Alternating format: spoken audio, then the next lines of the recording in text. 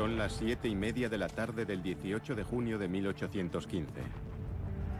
Los últimos instantes de la batalla de Waterloo, uno de los enfrentamientos militares más decisivos de la historia.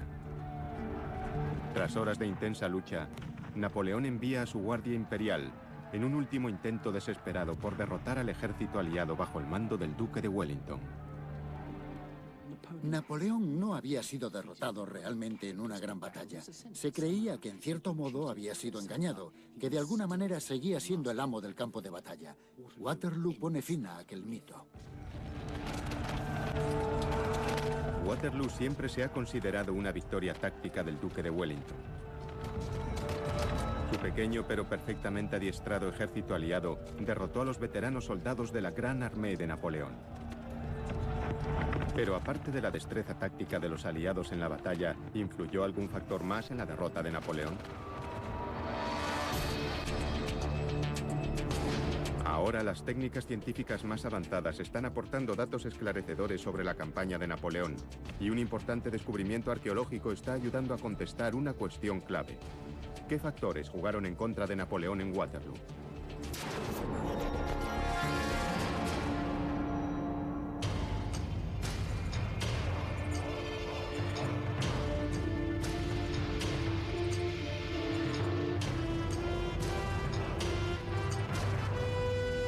Campo de batalla. Detectives en Waterloo. En 1815, Europa llevaba en guerra más de 20 años. Aprovechando el caos de la Revolución Francesa, Napoleón Bonaparte había forjado un imperio en los campos de batalla europeos. Había cosechado una victoria tras otra y parecía imparable. Pero en 1815, el desgaste y la guerra se habían cobrado sus víctimas y finalmente las grandes potencias europeas se habían unido para librarse de Napoleón para siempre. Cuando Napoleón vio que los nutridos ejércitos de Gran Bretaña, Rusia, Austria y Prusia se aproximaban, inició un desesperado ataque preventivo.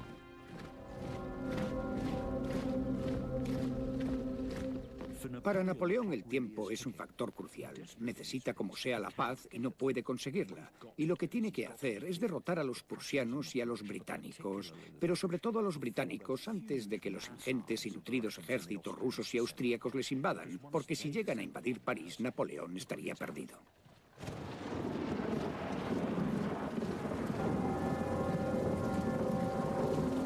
La noche del 17 de junio de 1815, el duque de Wellington preparó sus tropas para enfrentarse a la Gran Armée, el gran ejército de Napoleón. Tras tomar posiciones en Waterloo, hacia el sur, a las afueras de Bruselas, los 90.000 soldados británicos y aliados esperaban el ataque de los 120.000 hombres del ejército francés. Superados en número, la única esperanza de los aliados era unirse al ejército prusiano de Blücher. El día 18, al amanecer, los prusianos todavía estaban a varias horas de Waterloo. Si Napoleón actuaba con rapidez, tendría muchas probabilidades de éxito. Pero cuanto más se retrasara, más aumentaban las posibilidades de que los prusianos llegaran en auxilio de los aliados. Para Napoleón, el tiempo lo era todo.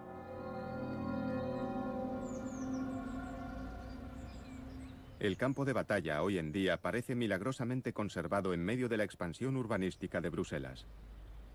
En los tensos días que precedieron a la batalla, Wellington inspeccionó este lugar en busca de la posición defensiva ideal para detener a Napoleón. Mientras Wellington está en Flandes, está pensando continuamente: si Napoleón viene, ¿por dónde lo hará? ¿Qué rutas escogerá? ¿Dónde, por tanto, podré detenerle? Wellington era un experto conocedor del terreno. Alineó a su ejército a lo largo de la cresta de una loma, donde la carretera principal a Bruselas cruzaba el valle de Waterloo. Pero hoy es difícil evaluar hasta qué punto la posición de Wellington era la idónea, porque en contra de lo que pueda parecer, el paisaje ha cambiado. Ahora se encuentra dominado por una gran colina artificial llamada Colina del León. Miles de toneladas de tierra fueron excavadas para crear este montículo de 40 metros de altura, un enorme monumento hecho en honor de los soldados holandeses y belgas muertos en Waterloo. Wellington se habría enfurecido al ver cómo la construcción del montículo habría transformado el campo de batalla. Si Wellington volviese al campo de batalla de Waterloo y viese la colina, le diría a uno de sus compañeros, al coronel Gourwood, por ejemplo: «Maldición, lo han destrozado, los holandeses han estropeado mi campo de batalla». Estaría furioso. Pero ¿por qué Wellington estaría tan indignado? ¿Qué fue lo que la colina del León destruyó en su posición defensiva original en Waterloo? Si su posición era tan efectiva, era gracias a la loma. Con sus tropas desplegadas en la cresta, Wellington sabía que la pendiente que había al otro lado era un campo despejado de tiro y un obstáculo natural cuesta arriba contra el ataque, mientras que la pendiente del lado opuesto protegía a sus soldados del fuego enemigo. Entonces, ¿en qué medida la eliminación de la capa superior del suelo para construir el montículo transformó esta importante loma? El arqueólogo de paisajes, Paul Hill, sospecha que la loma está ahora mucho más baja de lo que estaba en 1815.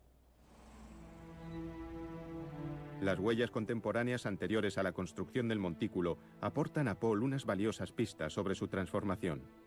Las carreteras suelen ser descritas con empinados terraplenes a ambos márgenes, pero al este de la colina del León, la carretera de Ohain ahora solo tiene terraplén en uno de los márgenes. Es obvio que aquí ha habido un cambio importante en la formación de tierras. Estoy sobre un gran terraplén al norte de la carretera principal de Ohain que va de este a oeste.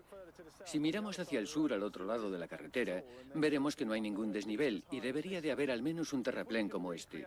Si pudiésemos recrear aquel paisaje y ver el desnivel que la caballería y la infantería tuvieron que atravesar, entenderíamos por qué Wellington eligió una posición así como defensa. Para demostrar su teoría, Paul debe recrear el paisaje tal y como lo veía Wellington el día de la batalla. Necesita la ayuda de especialistas. Llama a los topógrafos James Cavanagh y Dan Schneer. Con ayuda de una nueva y revolucionaria técnica topográfica, el equipo creará por ordenador en 3D una réplica exacta del campo de batalla. El resultado debería ser una imagen de cómo era el paisaje tal y como lo vio Wellington en 1815. Bien, esto nos dará una visión clara del campo de batalla, de modo que quien la estudie pueda establecer contacto por radio con esta base. Y después, esta pequeña estaca será el punto de referencia del estudio. El sistema geomático utiliza una red de satélites GPS para transmitir señales entre las mochilas del equipo y la estación base. Por lo tanto, James y Dan pueden moverse libremente y hacer un milimétrico estudio topográfico del terreno mientras se desplazan. Bien, ya está activada la estación base. ¿Listo? Hasta luego, Dan.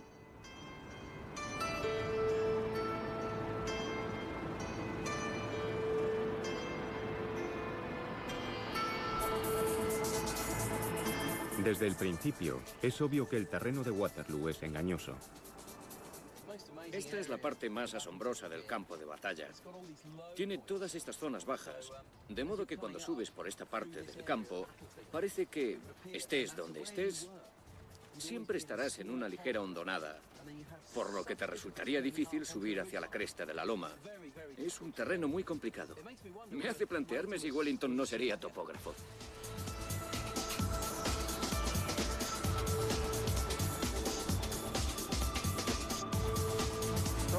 Sin embargo, James no es el primer miembro de su familia que lucha sobre el barro de Waterloo.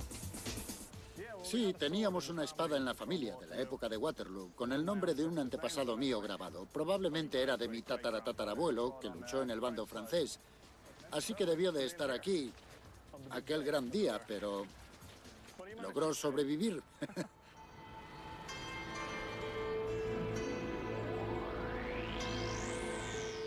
Increíble. Es un terreno cenagoso y muy blando. Increíble. No sé cómo pudieron combatir aquí. Es complicado hasta hacer un mapa.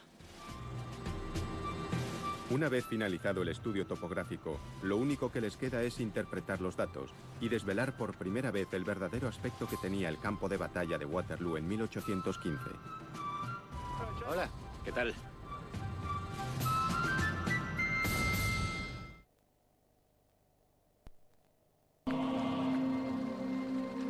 Amanecer del 18 de junio de 1815. Napoleón se ve presionado para iniciar el ataque, a sabiendas de que cada minuto que pasa, el ejército prusiano está más cerca. A través del valle, el duque de Wellington coloca al ejército aliado en la loma de Waterloo, a la espera del inevitable ataque francés. ¿Qué había visto Wellington en esta tierra que convertía a Waterloo en una posición ideal para establecer la defensa? Paul Hill confía en que el estudio topográfico del campo de batalla aporte una respuesta. Cuando los datos se introducen en el ordenador, la primera fase es mostrar el campo de batalla tal como es hoy, incluida la colina del León. La zona donde Paul cree que la capa superior del terreno fue levantada se aprecia claramente. Se ve este círculo de aquí. Sí. Es la colina. Y se ve bastante bien que se excavó en la loma y se amontonó la tierra. Si retiramos la colina, queda una zona llana de donde creo que procede gran parte de la tierra. Pero hasta que se retire la colina del León y se redistribuya el volumen de tierra sobre la zona truncada, Paul no tendrá las pruebas que necesita. La imagen revela que la loma de Waterloo era, de hecho, más empinada antes de construir la colina del León. Podemos ver en la maqueta de la loma original que desde la cima se ve toda esta zona, ¿verdad? Sí, claro.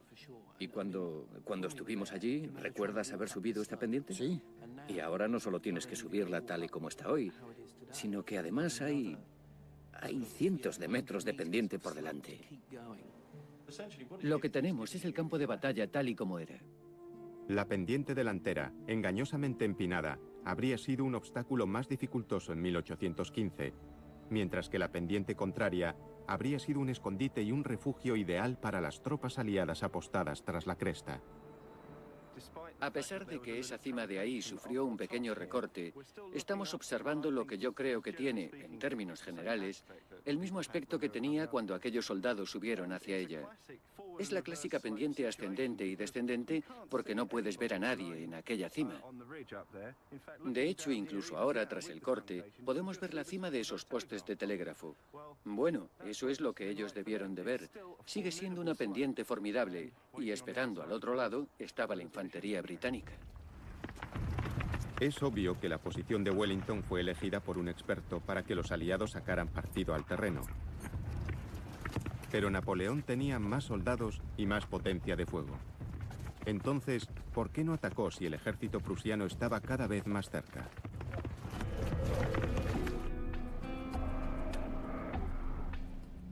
Si lees los informes de la época, tienes la sensación de que querían seguir con la batalla. Los franceses estaban muy seguros.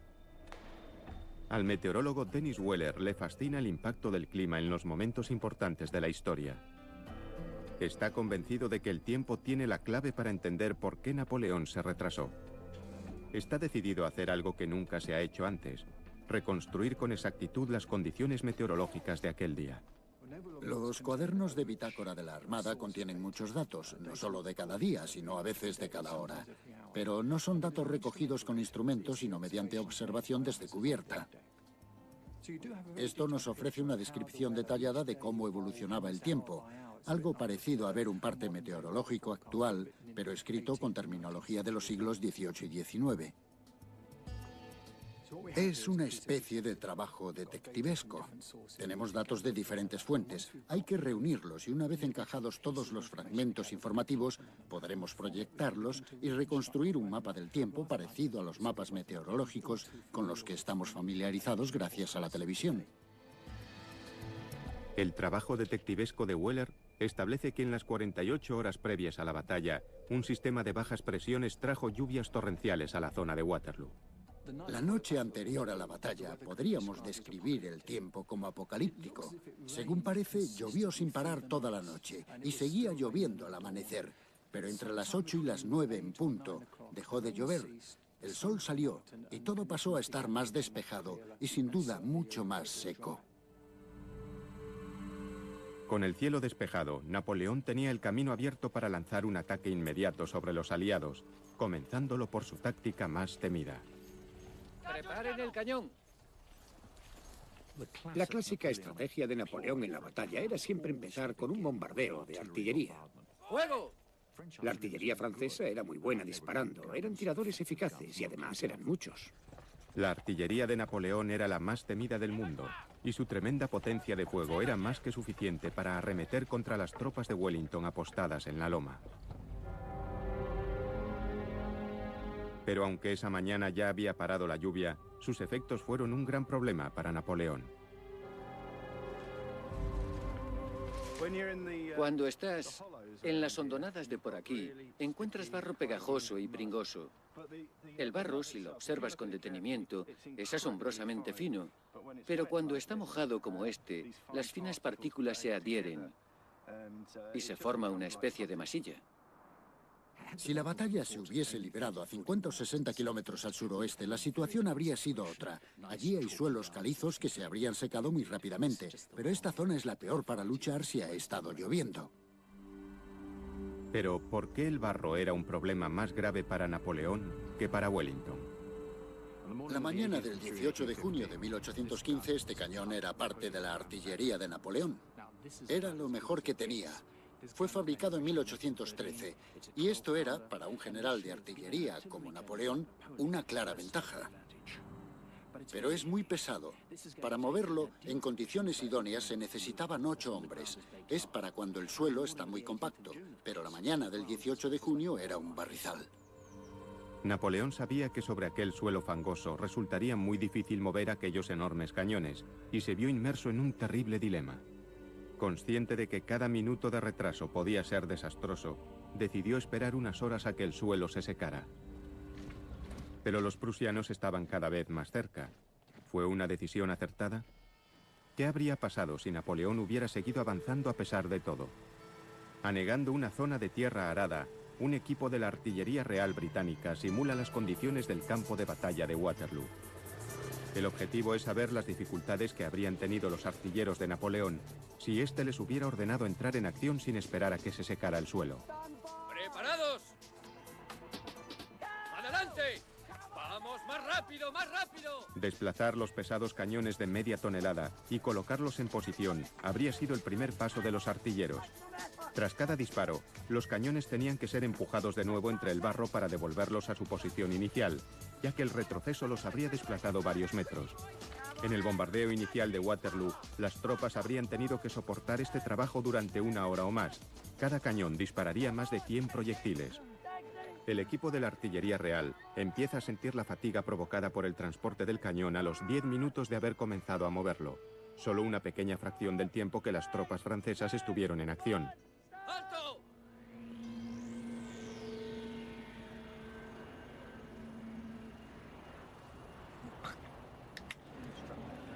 Steve Myers es especialista en medicina deportiva. Es capaz de medir el nivel de fatiga que experimentan los soldados, controlando su ritmo cardíaco y su nivel de lactato en sangre. Es una prueba muy buena y ellos han trabajado duro. Durante un ejercicio extenuante, aumenta el nivel de ácido láctico hasta que los músculos se cansan y se agarrotan. Los niveles aquí han alcanzado el máximo. Se parecen a las pruebas de esfuerzo sobre una cinta de correr. Son los mismos niveles. El ritmo cardíaco de los soldados también roza el máximo, unos 180 latidos por minuto. Los ritmos cardíacos que tenemos aquí lo que muestran es que todos están rozando los niveles máximos. Es un ejercicio aeróbico en el que se quema mucha grasa. Observé a los capacitados artilleros ingleses hacer esto y estaban muy cansados cuando acabaron. Pero si pensamos en los artilleros franceses disparando estos cañones, no existe la posibilidad de que no les hubiera afectado la fatiga. Habrían estado muy cansados y no habrían sido capaces de mantener el ritmo de disparos. Decenas de soldados exhaustos repetirían el proceso sobre el campo de batalla. Los disparos se irían espaciando cada vez más, mientras la propia línea de fuego se desorganizaba. Es obvio que Napoleón tomó la decisión correcta al retrasar el ataque. Si lo hubiera forzado, su valiosa artillería habría sido aniquilada. Sin duda tenía una gran confianza en la apabullante potencia de fuego de sus pesados cañones, concentrados en una gran batería, dispuesta a aplastar las líneas aliadas.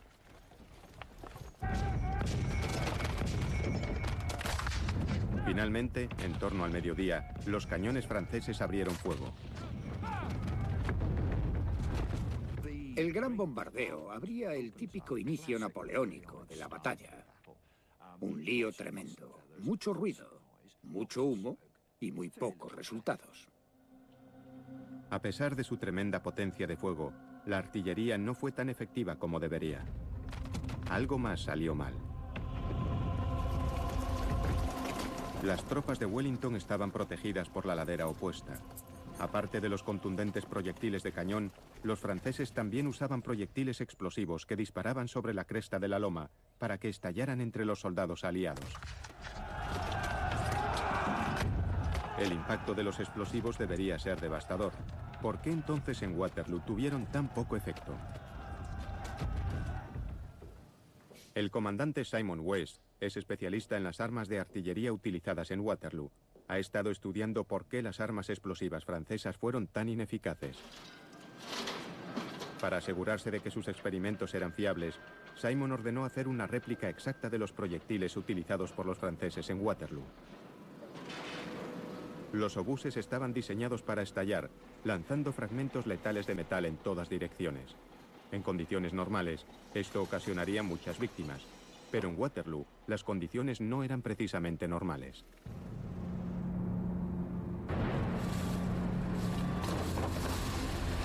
En la llanura de Salisbury, reproducen las condiciones del terreno de Waterloo.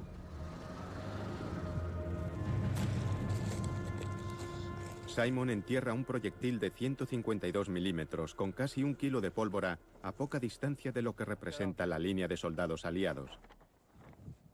3, 2, 1, fuego. Bueno, esto es brillante, porque estaba enterrado justo bajo la superficie, como si hubiese caído desde un buen ángulo y se hubiese enterrado un poco. La energía de la explosión fue absorbida por el suelo y no tuvo ningún efecto sobre los soldados, situados a pocos metros de distancia. Sorprendentemente, el objetivo resultó prácticamente ileso. Aunque dispararon sus cañones, es obvio que el suelo húmedo redujo considerablemente la efectividad de la artillería napoleónica. Las tropas de Wellington solo tenían que aguantar los intensos bombardeos protegidos tras la loma. Sabían que era cuestión de tiempo que la infantería francesa cruzase el valle y subiese por la pendiente para atacar. Las nutridas columnas francesas eran los objetivos perfectos de las balas de cañón y de los obuses aliados. Y además, tenían otra arma, una a la que no le afectaba el clima. La más temida de las armas de artillería. Los botes de metralla.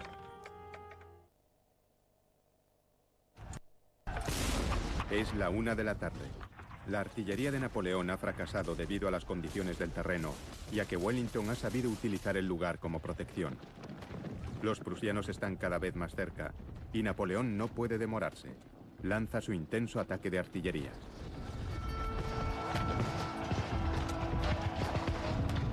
Los soldados franceses que avanzan en formación a través del valle no tienen protección.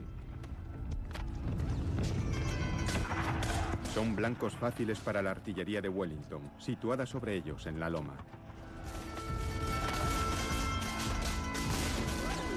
Los franceses luchan en medio de una tormenta letal de fuego de artillería.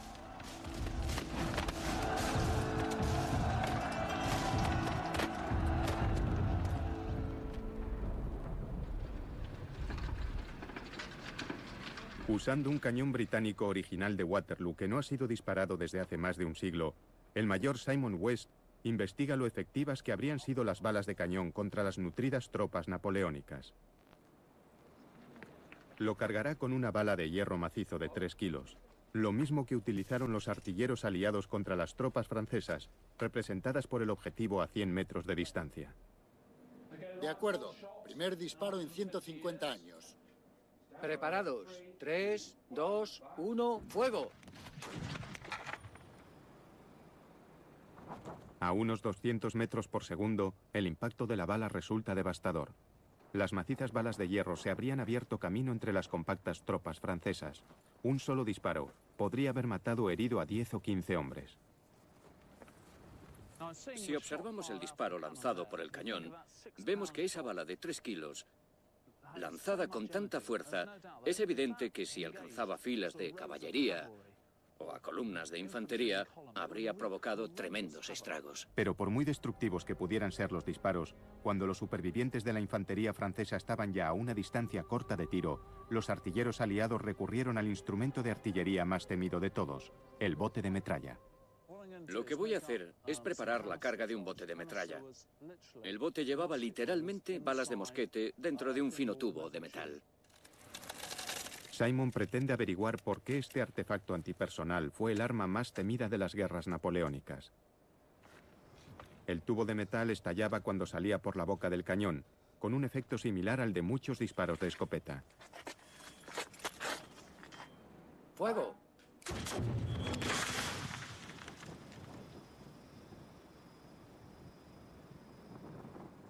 Bien, dado que ese frente representa a unos 6 hombres en fila, ninguno de ellos habría salido ileso.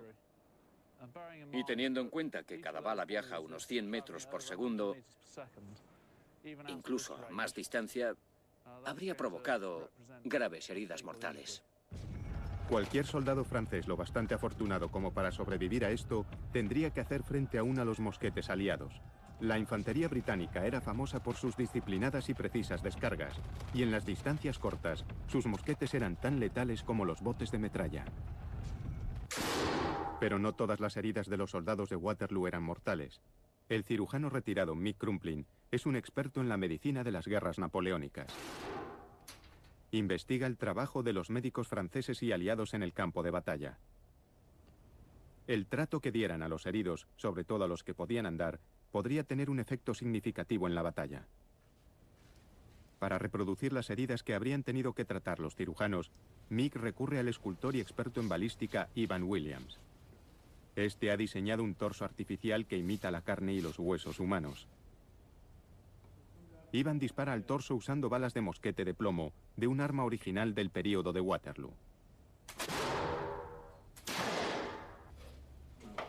Mick intentará explicar cómo debieron de tratar las heridas usando instrumentos quirúrgicos del siglo XIX.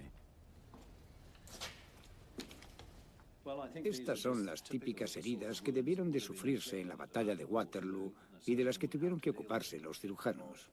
De las 6 heridas, 3 provocarían sin duda la muerte instantánea.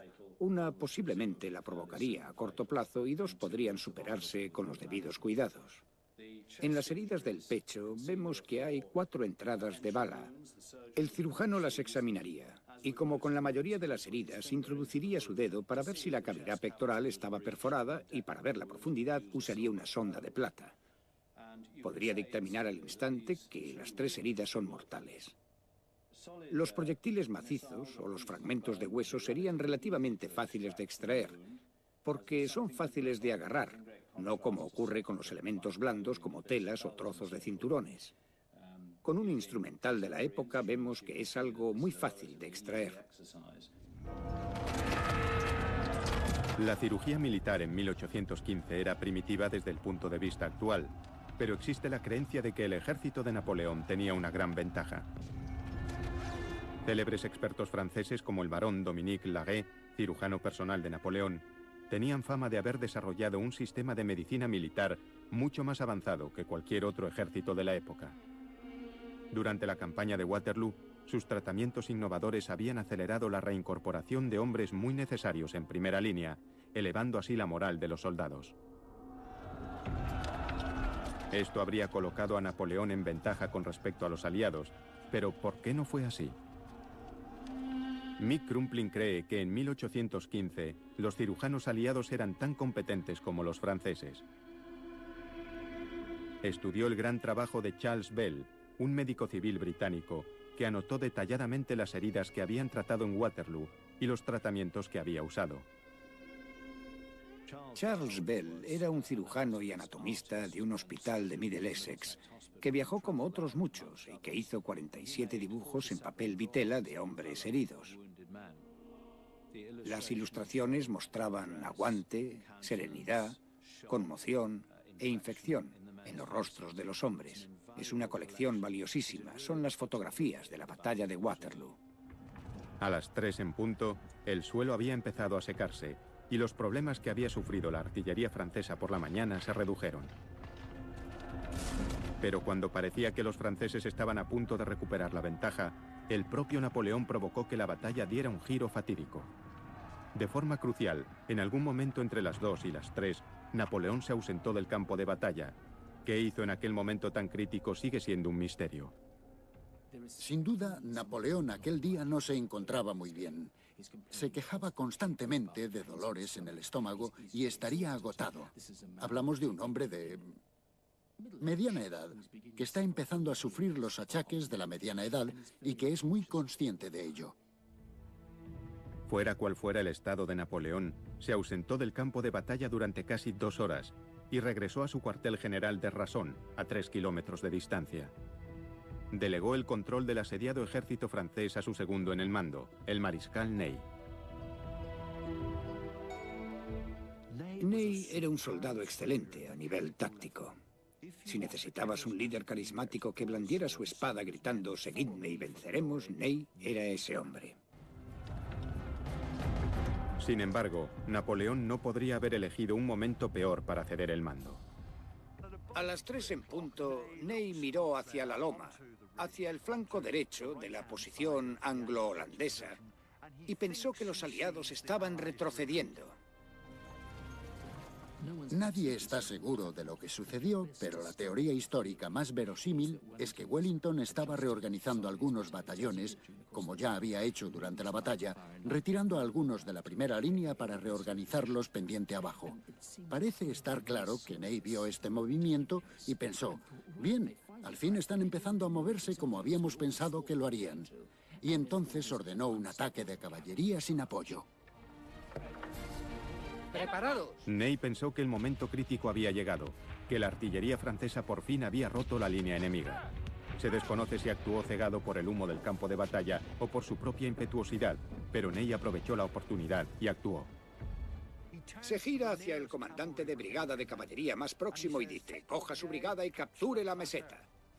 Y el comandante de caballería dice, no se preocupe, Gop, o como se diga en francés. Ney pierde los nervios, muy típico de Ney.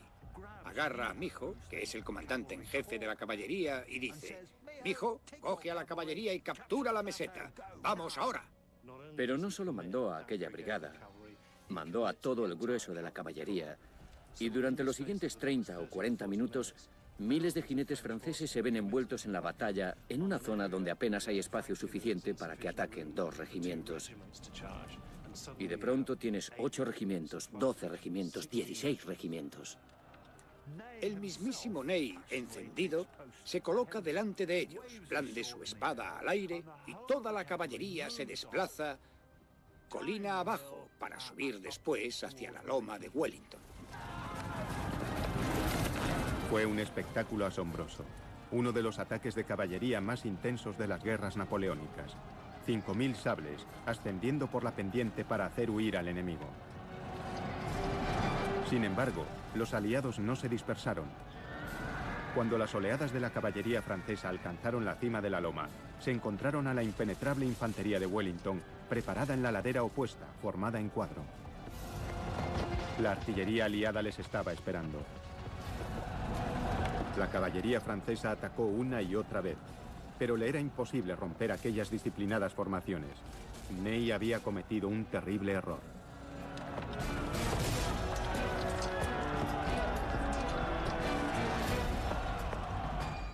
Napoleón regresa de Rason, echa un vistazo y dice, ¿qué demonios estamos haciendo? Y entonces empieza a organizar parte de la artillería e infantería para dar apoyo a la caballería, pero ya es tarde. La flor innata de la caballería francesa es aniquilada. Cientos de jinetes y caballos acabaron muertos o heridos, y los exhaustos supervivientes poco podían hacer ya en la batalla. Fue una catástrofe para Napoleón. Los prusianos seguían aproximándose y los franceses se vieron obligados a luchar en 2 frentes. Napoleón había perdido la ventaja. Pero lo cierto es que ya no era el comandante que había sido en un tiempo, y su ejército tampoco era la máquina de guerra de antaño. Para averiguar qué factores jugaron en contra de la Gran Armée, tenemos que remontarnos más atrás, a los años previos a Waterloo. Se ha encontrado una pista importante en un significativo descubrimiento arqueológico en Lituania. Solo 3 años antes, en 1812, Napoleón se había embarcado en la desastrosa campaña rusa. Más de 500.000 de hombres, acompañados de su emperador, invadieron Rusia. Era un ejército de curtidos profesionales, los veteranos de las victorias más famosas de Napoleón. Pero solo regresó 1 de cada 10 soldados franceses que partieron. En la primavera de 2002, unos obreros de la capital de Lituania, Vilna, encontraron la última morada de algunos de ellos. 2000 soldados franceses yacían enterrados aquí, en un pozo. Es la mayor fosa común de soldados napoleónicos encontrada jamás. Cuando excavamos una cosa así, nos invade ese sentimiento de que todas estas personas murieron y fueron arrojadas a esta especie de fosa común. Debió de ser una imagen terrorífica ver los cadáveres aún frescos. Por primera vez, los arqueólogos pueden descubrir qué tipo de hombres componían la Gran Armée en la cúspide de su poder. Aquí vemos los restos de un uniforme y hay restos verdes que muy probablemente sean vestigios de un botón por la decoloración de los huesos. Estos son por algún objeto. Los soldados habían sido enterrados con sus uniformes, lo que permitió a los arqueólogos relacionar las pistas halladas referentes a su identidad. Lograron averiguar que eran hombres de los mejores regimientos de la Gran Armée, incluida la élite de la Guardia Imperial Napoleónica. Sus huesos desvelaron algo más. Estos soldados no estaban enfermos, gozaban de buena salud cuando murieron. Estos hombres, en su mayoría de entre 20 y 25 años, eran los extraordinarios soldados de la Gran Armée, los jóvenes que habían otorgado un imperio a Napoleón. Eran lo mejor del ejército francés, e incluso algunos eran los más fuertes y los mejores soldados de aquel período, que murieron en esta campaña. Sin embargo, la prueba de que la flor y nata del ejército de Napoleón murió en Rusia no es lo único que desvelan los esqueletos de Vilna. Misteriosamente, pocos soldados murieron a causa de las heridas. Los arqueólogos no comprendían por qué estaban enterrados en Vilna, ya que no hay constancia de que se librara allí ninguna batalla importante durante la campaña de 1812. Sin embargo, las investigaciones pronto desvelaron que habían sido víctimas de un destino mucho más doloroso. Eran los hombres que habían sobrevivido a la campaña rusa. Habían escapado hacia lo que creyeron que sería un lugar seguro, y sin embargo, lo que les aguardaba en Vilna era una muerte terrible debido al hambre y a la hipotermia. Y el comandante, que tuvo que estar al lado de sus hombres y ver cómo morían, era el mariscal Ney. ¿Podrán las traumáticas experiencias que Ney sufrió en Vilna contener la clave de lo que provocó la derrota de Napoleón en Waterloo? A las 6:30 de la tarde, la batalla de Waterloo se acercaba a su sangriento y final punto álgido. Mientras las tropas prusianas se abren paso hacia los aliados, Napoleón depende cada vez más de su segundo en el mando, el mariscal Ney. Pero tras los desastrosos ataques de aquella tarde, Ney se va volviendo cada vez más temerario. A Mike Robinson le intriga el comportamiento errático de Ney en Waterloo. Sospecha que quizás el legendario mariscal, hombre valiente entre los valientes, desempeñase un papel crucial en la derrota sufrida por Napoleón.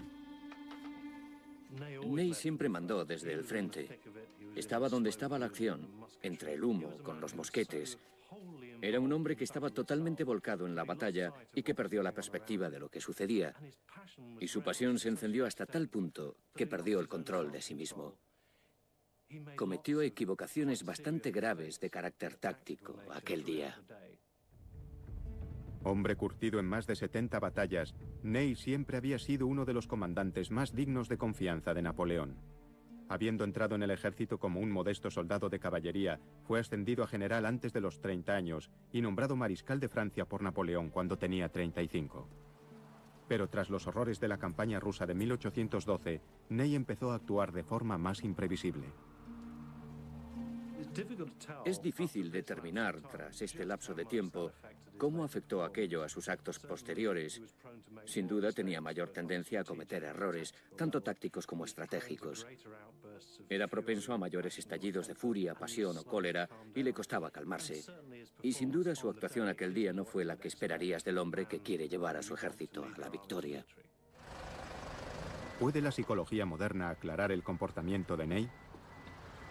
Para comprobar su teoría, Mike reúne a un plantel de afamados psiquiatras militares para identificar síntomas de fatiga de combate en el personal que sirve en el ejército moderno.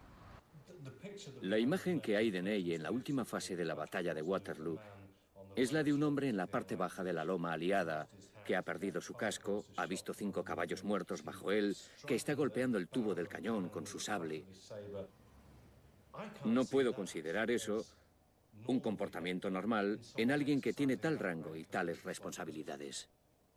El retrato que acabas de hacer es el de un hombre que ha perdido el norte, que simplemente ataca sin control, cuya actitud contrasta con la que se espera de un teniente o un coronel y que se supone que debe estar al mando, teniendo control sobre sí mismo.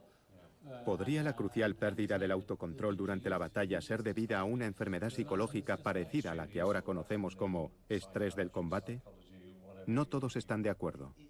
Desde el punto de vista actual, desde la Primera Guerra, hubo fatiga del combate, estrés del combate o bombardeo. Es un diagnóstico funcional. En otras palabras, se puede funcionar, él funcionó. Pero no funcionó como líder. Sí, funcionó. Visto en conjunto, funcionó como un líder inexperto, no como uno experto. No, funcionó como siempre había funcionado. Siempre había estado en vanguardia. Sería el último hombre en abandonar Rusia.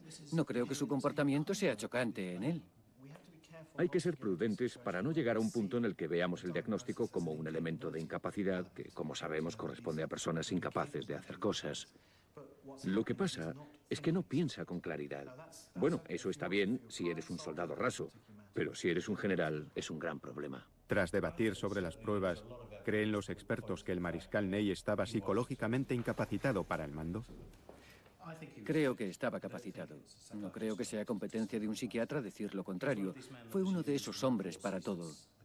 Los hombres buenos hacen el trabajo duro y se queman. Y quizás deberíamos preguntarnos si Napoleón estaba bien para servir en aquel momento. Pero Ney, si fracasaba, sería el chivo expiatorio perfecto. Mi opinión es que durante la batalla, durante un breve periodo, sufrió la llamada fatiga común, que provocó esa estrechez de miras y le condujo a actuar como un soldado inexperto, en lugar de actuar como un líder. En ese sentido, estaba sufriendo una alteración psicológica temporal que ahora llamamos shock del combate. El debate nos ofrece una perspectiva diferente sobre el papel que Ney desempeñó en el último acto de la batalla. En torno a las 7:30 de la tarde, Waterloo alcanza su dramático clímax final. Tras marchar todo el día hacia el sonido de los disparos, los prusianos se han unido ya a los aliados. El tiempo se agota para Napoleón y su única oportunidad es utilizar su última y más preciada reserva. Lo único que le queda ahora es la Guardia Imperial, la guardia que nunca ha sido vencida. Son la flor y nata del ejército francés y con la estrategia adecuada todavía podrían haber ganado cuando parecía estar todo perdido. Solo va a implicar a la Guardia Imperial en el momento culminante de la batalla, porque si la pierde, pierde el imperio. Así que cuando decide implicarla, es el momento crucial. No hay vuelta atrás, tiene que ganar. Los momentos finales reflejarían los problemas que Napoleón tuvo que afrontar durante la batalla. Su artillería había fracasado contra las tropas aliadas, protegidas por la pendiente opuesta y el terreno inestable. Los soldados que habían sobrevivido a tantos combates habían sido desperdiciados en ataques repentinos y descoordinados. Ahora, la Guardia Imperial, su última reserva, tendría que atacar en un terreno complicado, seleccionado por un experto de la guerra defensiva. Tras subir con dificultad por la embarrada pendiente, tuvieron que hacer frente a disparos a quemarropa, proyectiles y botes de metralla.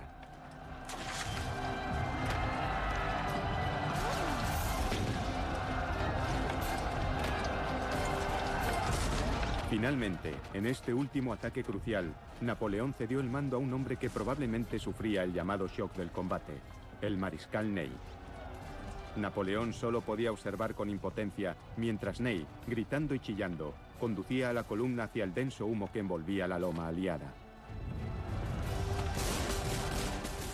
Ruido, no se ve nada. Adivinas el camino entre los obstáculos, te esfuerzas por avanzar sobre el barro.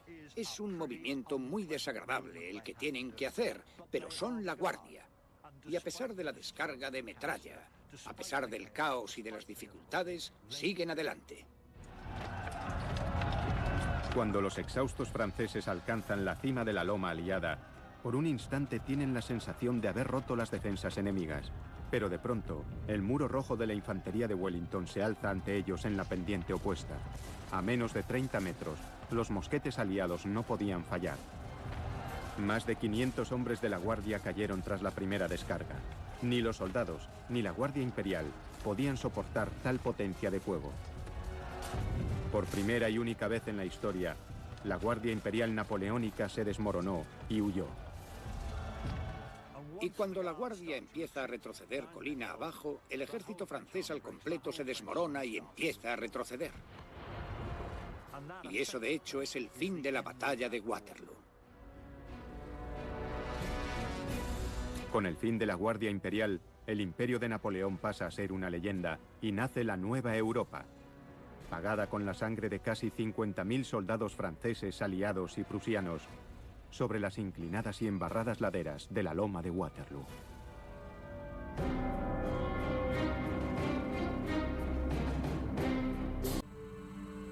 Con el cielo despejado, Napoleón tenía el camino abierto para lanzar un ataque inmediato sobre los aliados, comenzándolo por su táctica más temida. ¡Preparen el cañón! La clásica estrategia de Napoleón en la batalla era siempre empezar con un bombardeo de artillería. ¡Fuego! La artillería francesa era muy buena disparando, eran tiradores eficaces y además eran muchos. La artillería de Napoleón era la más temida del mundo, y su tremenda potencia de fuego era más que suficiente para arremeter contra las tropas de Wellington apostadas en la loma. Pero aunque esa mañana ya había parado la lluvia, sus efectos fueron un gran problema para Napoleón. Cuando estás en las hondonadas de por aquí, encuentras barro pegajoso y pringoso. El barro, si lo observas con detenimiento, es asombrosamente fino, pero cuando está mojado como este, las finas partículas se adhieren y se forma una especie de masilla. Si la batalla se hubiese librado a 50 o 60 kilómetros al suroeste, la situación habría sido otra. Allí hay suelos calizos que se habrían secado muy rápidamente, pero esta zona es la peor para luchar si ha estado lloviendo. Pero, ¿por qué el barro era un problema más grave para Napoleón que para Wellington? La mañana del 18 de junio de 1815, este cañón era parte de la artillería de Napoleón. Era lo mejor que tenía. Fue fabricado en 1813, y esto era, para un general de artillería como Napoleón, una clara ventaja. Pero es muy pesado. Para moverlo en condiciones idóneas se necesitaban 8 hombres. Es para cuando el suelo está muy compacto, pero la mañana del 18 de junio era un barrizal. Napoleón sabía que sobre aquel suelo fangoso resultaría muy difícil mover aquellos enormes cañones, y se vio inmerso en un terrible dilema. Consciente de que cada minuto de retraso podía ser desastroso, decidió esperar unas horas a que el suelo se secara. Pero los prusianos estaban cada vez más cerca. ¿Fue una decisión acertada? ¿Qué habría pasado si Napoleón hubiera seguido avanzando a pesar de todo? Anegando una zona de tierra arada, un equipo de la artillería real británica simula las condiciones del campo de batalla de Waterloo. El objetivo es saber las dificultades que habrían tenido los artilleros de Napoleón si éste les hubiera ordenado entrar en acción sin esperar a que se secara el suelo. ¡Preparados! ¡Adelante! ¡Vamos, más rápido, más rápido! Desplazar los pesados cañones de media tonelada y colocarlos en posición habría sido el primer paso de los artilleros. Tras cada disparo, los cañones tenían que ser empujados de nuevo entre el barro para devolverlos a su posición inicial, ya que el retroceso los habría desplazado varios metros. En el bombardeo inicial de Waterloo, las tropas habrían... No creo que sea competencia de un psiquiatra decir lo contrario. Fue uno de esos hombres para todo. Los hombres buenos hacen el trabajo duro y se queman. Y quizás deberíamos preguntarnos si Napoleón estaba bien para servir en aquel momento. Pero Ney, si fracasaba, sería el chivo expiatorio perfecto.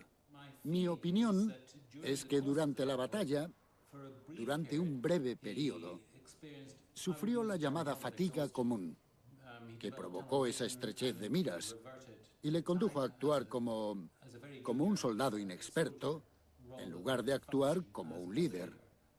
En ese sentido, estaba sufriendo una alteración psicológica temporal que ahora llamamos shock del combate. El debate nos ofrece una perspectiva diferente sobre el papel que Ney desempeñó en el último acto de la batalla.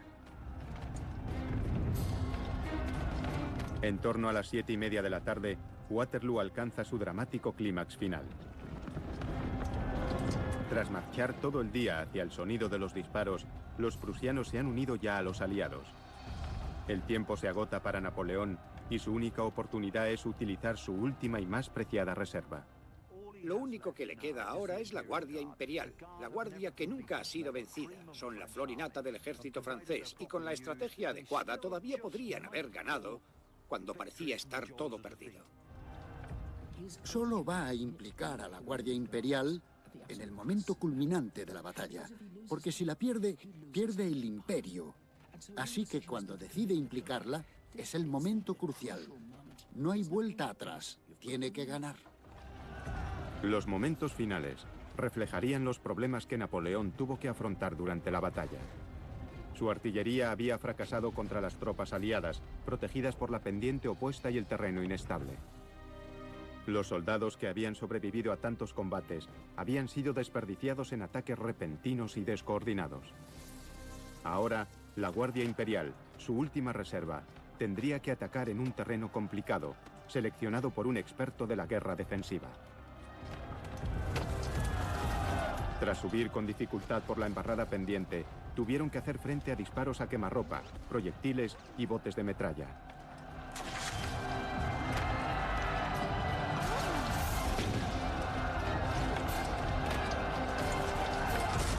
Finalmente, en este último ataque crucial, Napoleón cedió el mando a un hombre que probablemente sufría el llamado shock del combate, el mariscal Ney.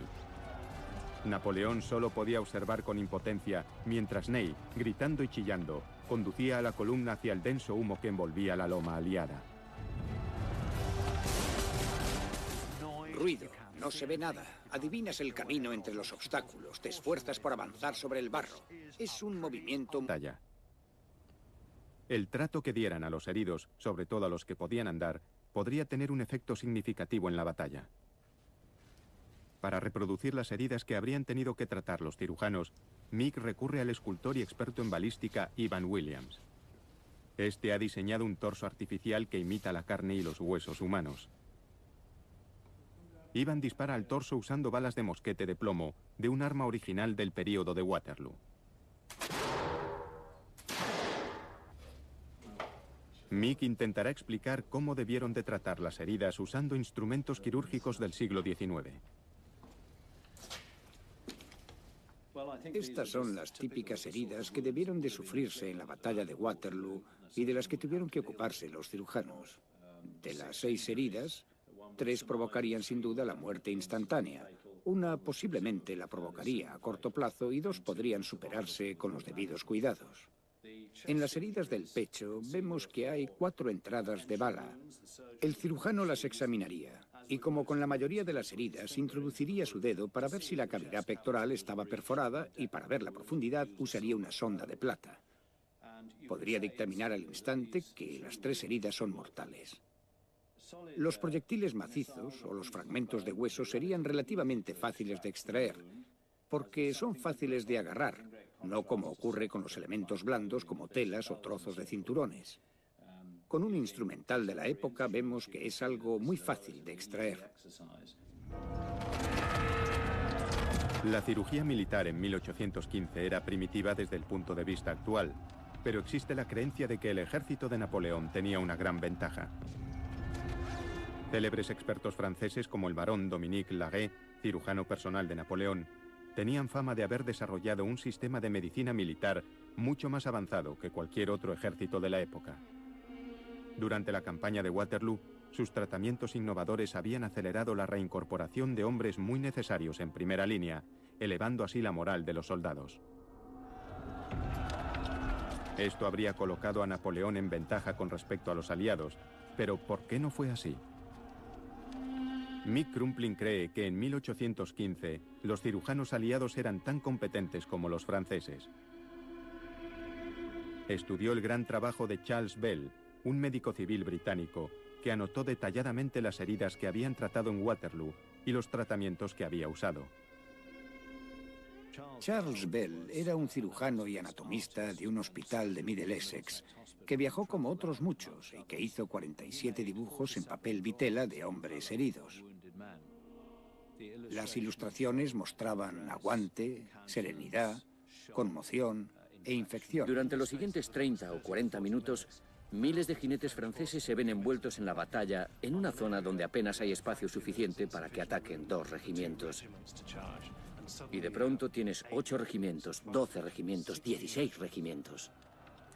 El mismísimo Ney, encendido, se coloca delante de ellos, blande su espada al aire y toda la caballería se desplaza colina abajo para subir después hacia la loma de Wellington.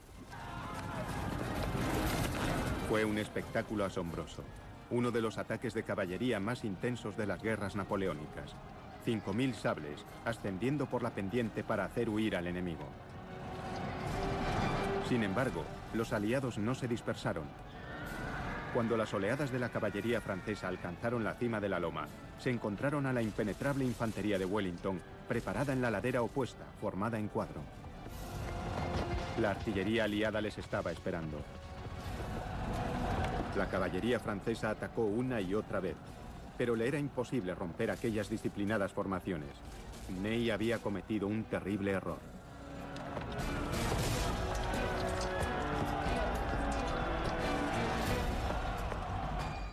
Napoleón regresa de Rasón, echa un vistazo y dice, ¿qué demonios estamos haciendo? Y entonces empieza a organizar parte de la artillería e infantería para dar apoyo a la caballería, pero ya es tarde. La flor innata de la caballería francesa es aniquilada. Cientos de jinetes y caballos acabaron muertos o heridos, y los exhaustos supervivientes poco podían hacer ya en la batalla. Fue una catástrofe para Napoleón. Los prusianos seguían aproximándose y los franceses se vieron obligados a luchar en 2 frentes. Napoleón había perdido la ventaja. Pero lo cierto es que ya no era el comandante que había sido en un tiempo, y su ejército tampoco era la máquina de guerra de antaño. Para averiguar qué factores jugaron en contra de la Gran Armée, tenemos que remontarnos más atrás, a los años previos a Waterloo. Se ha encontrado una pista importante en un significativo descubrimiento arqueológico en Lituania. Solo 3 años antes, en 1812, Napoleón se había embarcado en la desastrosa campaña rusa. Más de 500.000 de hombres, acompañados de su emperador, invadieron Rusia. Era un ejército de curtidos profesionales, los veteranos de las victorias más famosas de Napoleón. Pero solo regresó 1 de cada 10 soldados franceses que partieron. En la primavera de 2002, unos obreros de la capital de Lituania, Vilna, encontraron la última morada de algunos de ellos. 2000 soldados franceses yacían enterrados aquí, en un pozo. En días cortas, sus mosquetes eran tan letales como los botes de metralla. Pero no todas las heridas de los soldados de Waterloo eran mortales. El cirujano retirado Mick Crumpling es un experto en la medicina de las guerras napoleónicas.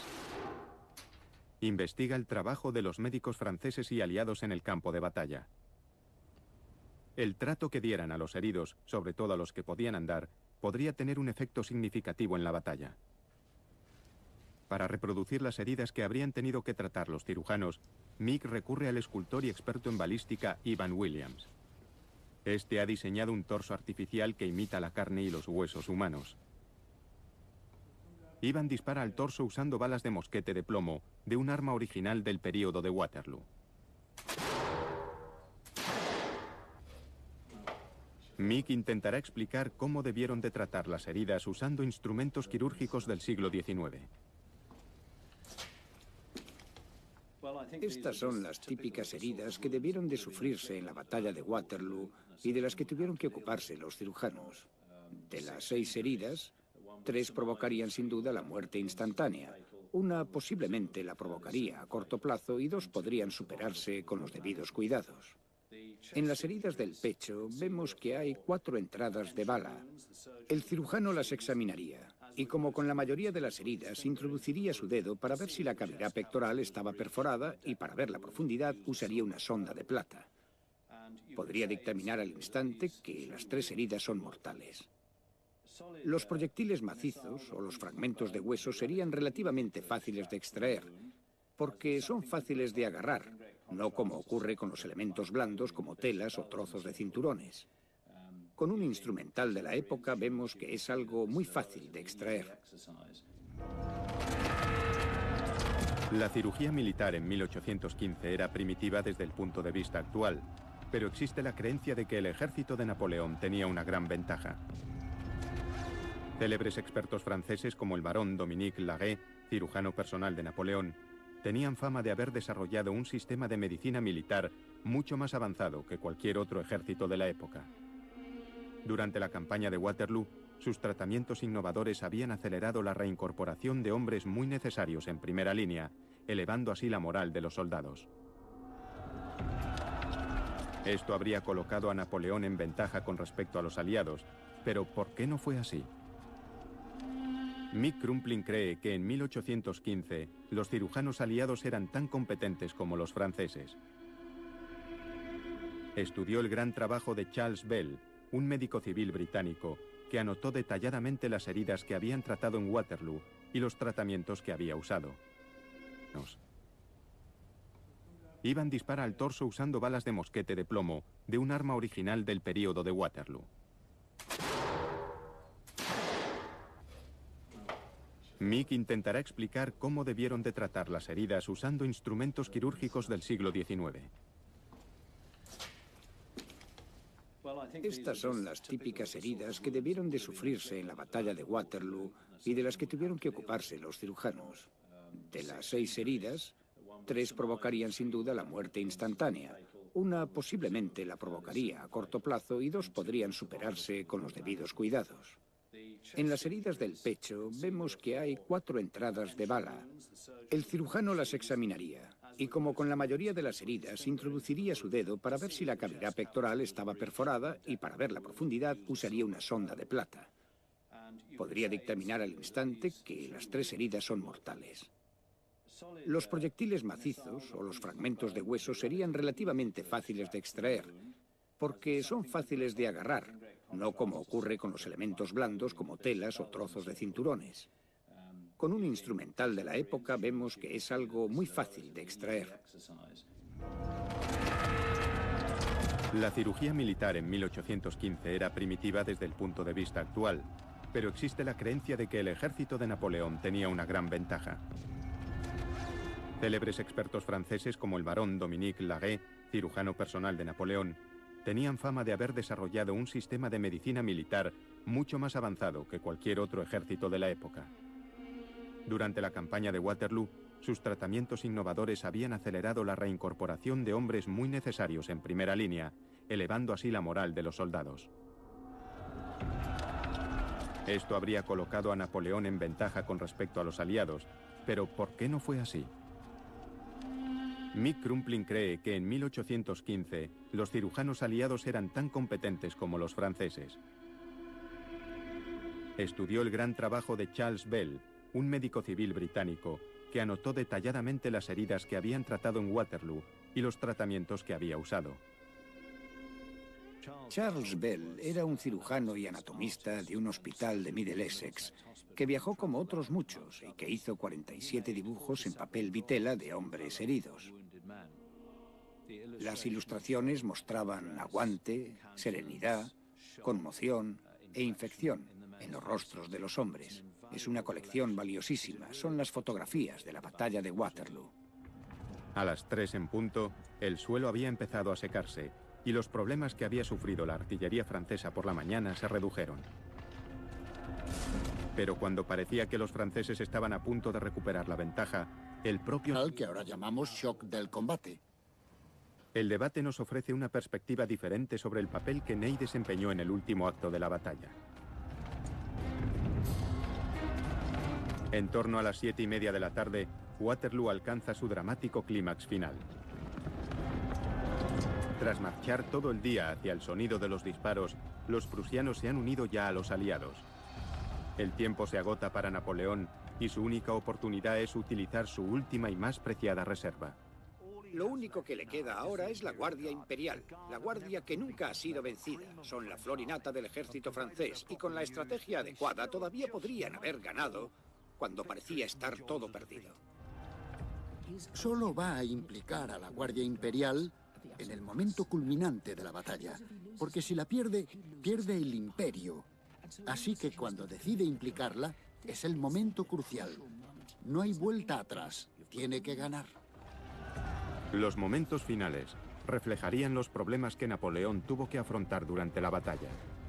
Su artillería había fracasado contra las tropas aliadas, protegidas por la pendiente opuesta y el terreno inestable.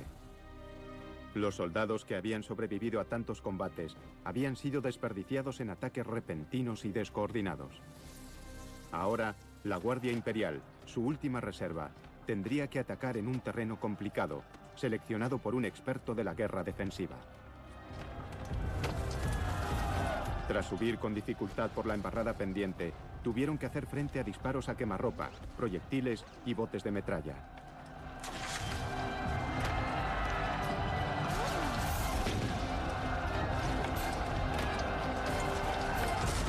Finalmente, en este último ataque crucial, Napoleón cedió el mando a un hombre que probablemente sufría el llamado shock del combate, el mariscal Ney. Napoleón solo podía observar con impotencia, mientras Ney, gritando y chillando, conducía a la columna hacia el denso humo que envolvía la loma aliada. Ruido, no se ve nada. Adivinas el camino entre los obstáculos, te esfuerzas por avanzar sobre el barro. Es un movimiento muy desagradable el que tienen que hacer, pero son la guardia. Y a pesar de la descarga de metralla, a pesar del caos y de las dificultades, siguen adelante. Cuando los exhaustos franceses alcanzan la cima de la loma aliada, por un instante tienen la sensación de haber roto las defensas enemigas. Pero de pronto, el muro rojo de la infantería de Wellington se alza ante ellos en la pendiente opuesta. A menos de 30 metros, los mosquetes aliados no podían fallar. Más de 500 hombres de la Guardia cayeron tras la primera descarga. Ni los soldados, ni la Guardia Imperial podían soportar tal potencia de fuego. Mick Crumpling cree que en 1815 los cirujanos aliados eran tan competentes como los franceses.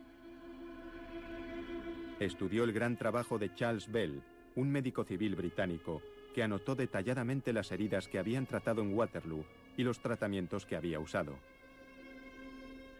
Charles Bell era un cirujano y anatomista de un hospital de Middle Essex, que viajó como otros muchos y que hizo 47 dibujos en papel vitela de hombres heridos. Las ilustraciones mostraban aguante, serenidad, conmoción e infección en los rostros de los hombres. Es una colección valiosísima, son las fotografías de la batalla de Waterloo. A las 3 en punto, el suelo había empezado a secarse y los problemas que había sufrido la artillería francesa por la mañana se redujeron. Pero cuando parecía que los franceses estaban a punto de recuperar la ventaja, el propio Napoleón provocó que la batalla diera un giro fatídico. De forma crucial, en algún momento entre las 2 y las 3, Napoleón se ausentó del campo de batalla. ¿Qué hizo en aquel momento tan crítico sigue siendo un misterio? Sin duda, Napoleón aquel día no se encontraba muy bien. Se quejaba constantemente de dolores en el estómago y estaría agotado. Hablamos de un hombre de mediana edad, que está empezando a sufrir los achaques de la mediana edad y que es muy consciente de ello. Fuera cual fuera el estado de Napoleón, se ausentó del campo de batalla durante casi 2 horas y regresó a su cuartel general de Rason, a 3 kilómetros de distancia. Delegó el control del asediado ejército francés a su segundo en el mando, el mariscal Ney. Ney era un soldado excelente a nivel táctico. Si necesitabas un líder carismático que blandiera su espada gritando «Seguidme y venceremos», Ney era ese hombre. Sin embargo, Napoleón no podría haber elegido un momento peor para ceder el mando. A las 3 en punto, Ney miró hacia la loma, hacia el flanco derecho de la posición anglo-holandesa, y pensó que los aliados estaban retrocediendo. Nadie está seguro de lo que sucedió, pero la teoría histórica más verosímil es que Wellington estaba reorganizando algunos batallones, como ya había hecho durante la batalla, retirando a algunos de la primera línea para reorganizarlos pendiente abajo. Parece estar claro que Ney vio este movimiento y pensó, bien, al fin están empezando a moverse como habíamos pensado que lo harían. Y entonces ordenó un ataque de caballería sin apoyo. ¡Preparados! Ney pensó que el momento crítico había llegado, que la artillería francesa por fin había roto la línea enemiga. Se desconoce si actuó cegado por el humo del campo de batalla. De estos cañones, no existe la posibilidad de que no les hubiera afectado la fatiga. Habrían estado muy cansados y no habrían sido capaces de mantener el ritmo de disparos. Decenas de soldados exhaustos repetirían el proceso sobre el campo de batalla. Los disparos se irían espaciando cada vez más, mientras la propia línea de fuego se desorganizaba. Es obvio que Napoleón tomó la decisión correcta al retrasar el ataque. Si lo hubiera forzado, su valiosa artillería habría sido aniquilada. Sin duda tenía una gran confianza en la apabullante potencia de fuego de sus pesados cañones, concentrados en una gran batería, dispuesta a aplastar las líneas aliadas.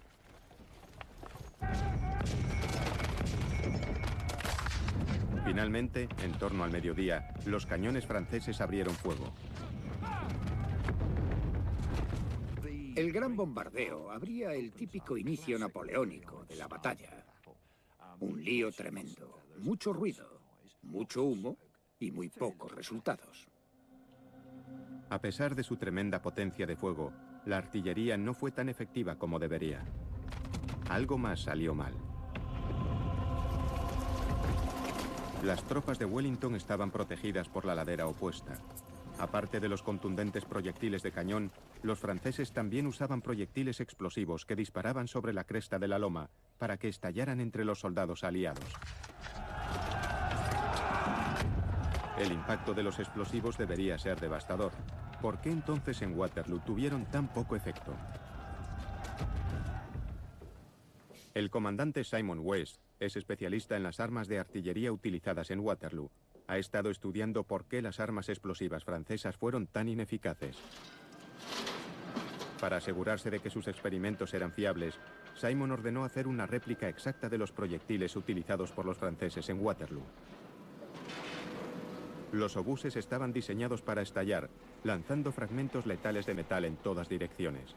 En condiciones normales, esto ocasionaría muchas víctimas, pero en Waterloo, las condiciones no eran precisamente normales.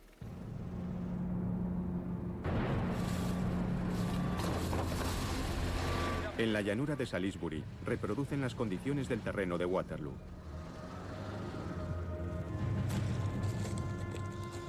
Simon entierra un proyectil de 152 milímetros con casi 1 kilo de pólvora a poca distancia de lo que representa la línea de soldados aliados.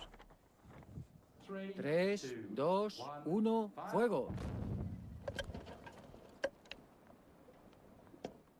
Bueno, esto es brillante, porque estaba enterrado justo bajo la superficie, como si hubiese caído desde un buen ángulo y se hubiese enterrado un poco. La energía de la explosión fue absorbida. Ney empezó a actuar de forma más imprevisible. Es difícil determinar, tras este lapso de tiempo, cómo afectó aquello a sus actos posteriores. Sin duda tenía mayor tendencia a cometer errores, tanto tácticos como estratégicos. Era propenso a mayores estallidos de furia, pasión o cólera, y le costaba calmarse. Y sin duda su actuación aquel día no fue la que esperarías del hombre que quiere llevar a su ejército a la victoria. ¿Puede la psicología moderna aclarar el comportamiento de Ney?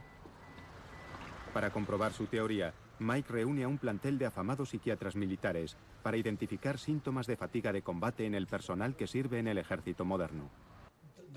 La imagen que hay de Ney en la última fase de la batalla de Waterloo Es la de un hombre en la parte baja de la loma aliada, que ha perdido su casco, ha visto 5 caballos muertos bajo él, que está golpeando el tubo del cañón con su sable.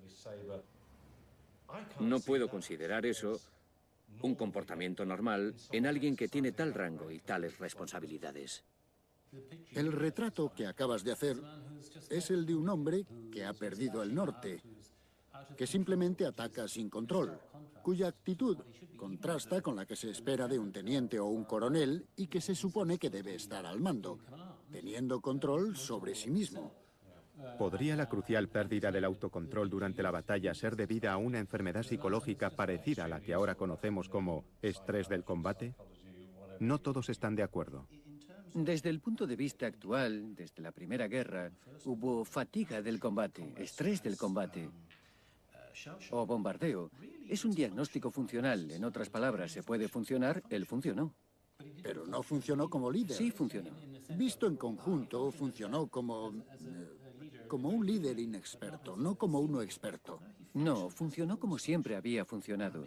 Siempre había estado en vanguardia. Sería el último hombre en abandonar Rusia. No creo que su comportamiento sea chocante en él. Hay que ser prudentes para no llegar a un punto en el que veamos el diagnóstico como un elemento de incapacidad que, como sabemos, corresponde a personas incapaces de hacer cosas. Lo que pasa es que no piensa con claridad. Bueno, eso está bien si eres un soldado raso, pero si eres un general es un gran problema. Tras debatir sobre las pruebas, ¿creen los expertos que el mariscal Ney estaba psicológicamente incapacitado para el mando? Creo que estaba capacitado. No creo que sea competencia de un psiquiatra decir lo contrario. Fue uno de esos hombres para todo. Los hombres buenos hacen el trabajo duro y se queman. Y quizás deberíamos preguntarnos si Napoleón estaba bien para servir en aquel momento. Pero Ney, si fracasaba, sería el chivo expiatorio perfecto. Mi opinión es que durante la batalla, durante un breve periodo, sufrió la llamada fatiga. A Mike Robinson le intriga el comportamiento errático de Ney en Waterloo. Sospecha que quizás el legendario mariscal, hombre valiente entre los valientes, desempeñase un papel crucial en la derrota sufrida por Napoleón. Ney siempre mandó desde el frente. Estaba donde estaba la acción, entre el humo, con los mosquetes. Era un hombre que estaba totalmente volcado en la batalla y que perdió la perspectiva de lo que sucedía. Y su pasión se encendió hasta tal punto que perdió el control de sí mismo.